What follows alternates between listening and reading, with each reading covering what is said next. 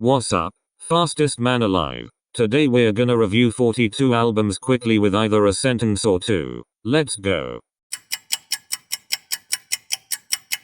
Nah, Utopia was fire. I really like the universe that Travis Scott set us in with this one.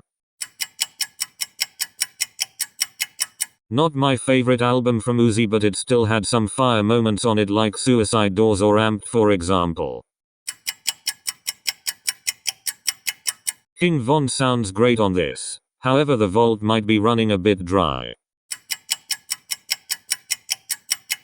Hey, whatever. Not too crazy about this new Lil TJ album.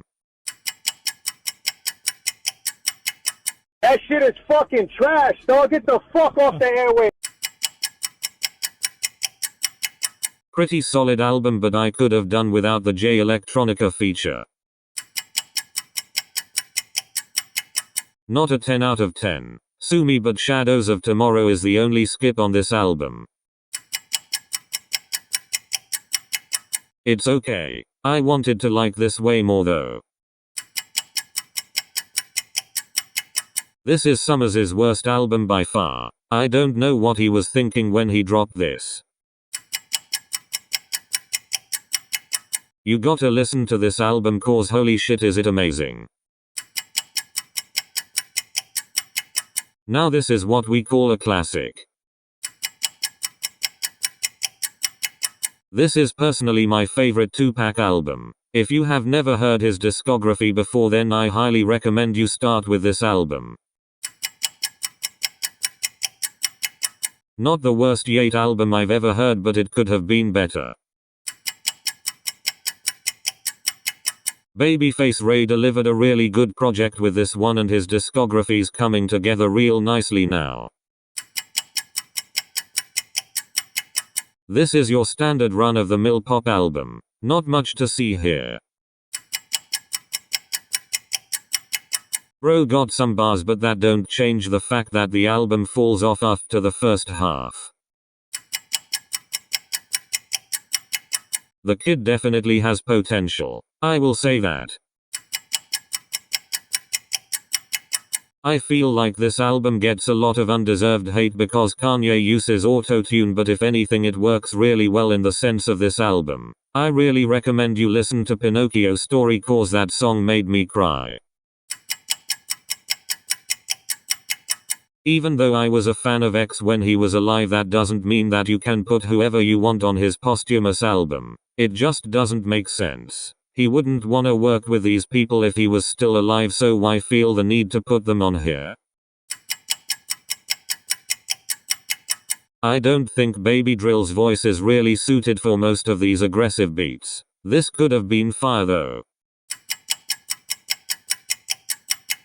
Like I said with the Baby Drill project, it could have been better, but some of the features ruin the listening experience. Also, Tweakin' is the worst song Rob 49 has ever made.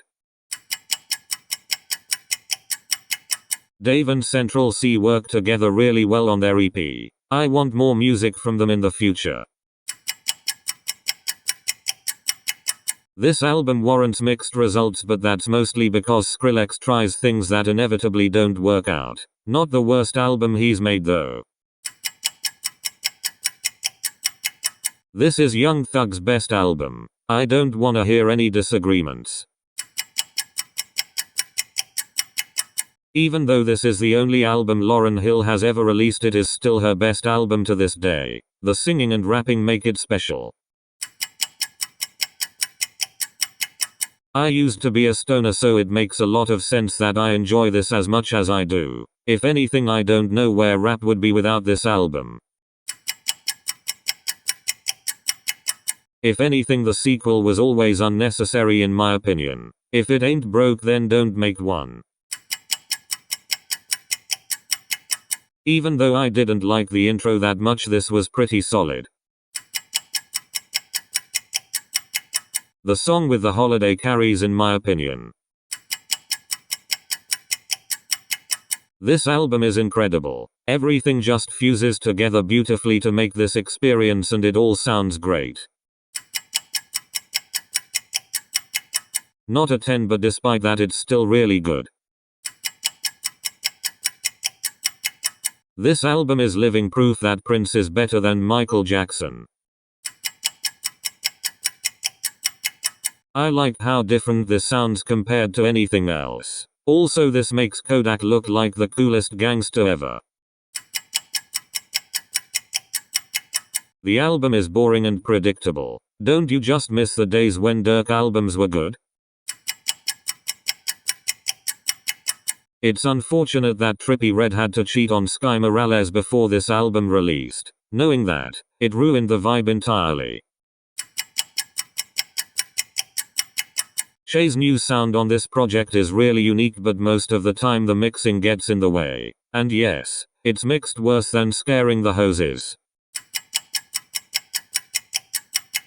The bass-heavy production complements Twat's flow by creating this unique and epic sound throughout the album that keeps you engaged. Trap Soul is a pretty good R&B album that mixes Bryson's singing with his rapping and makes it work. R. Kelly could never. We the best music! The first half was pretty solid except for the Travis Scott features. However, the second half is not as good. This is the best drill album ever made. It is also the most influential drill album of all time. Doesn't surprise me that this is mid coming from someone who clearly doesn't like Yo Gotti, but at least it has the decency to be shorter than 40 minutes. It's good for what it is. It's very slept on though as a Kanye album. And there you have it. All 42 albums reviewed. Thanks for watching. I'll see you all in the next video. Whenever the fuck that is.